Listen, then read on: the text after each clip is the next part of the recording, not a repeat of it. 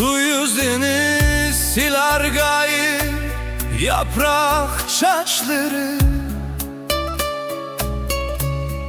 köl zinneti süzülgen yumran şahları. Hiyallar va oralgan mu egik başları.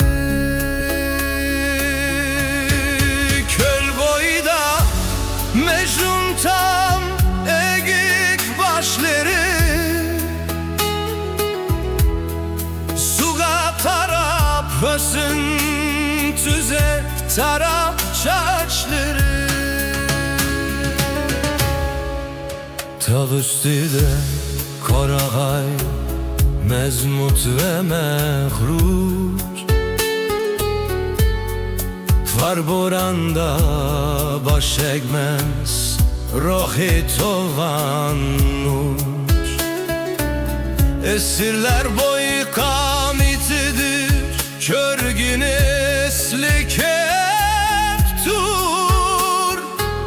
Kökke karab boy tartkan, yıltızi hem çonkur.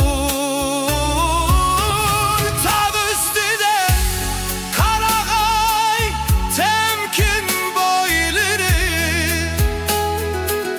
Elim sır dişi hem şahidi izlep yaşları.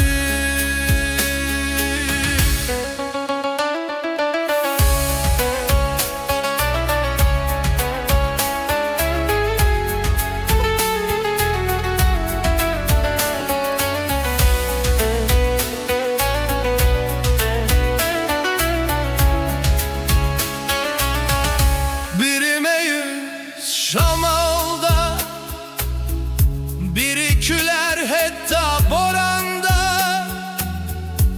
biri yumşa evreşin, biri öşken kattık taşta. İkilizi yurtum kör ki yaşnağan elim bağrıda. Biri saygının siri, sayradının namida. Köl boyda Mecnun tar egik başları. Suğa karab hösün tüzdep tarap çaçları.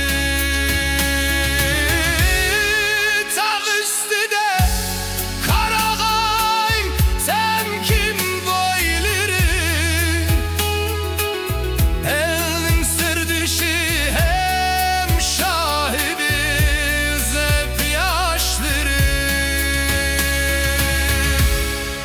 Mecnun taldım sinsun değme bizge mehirli.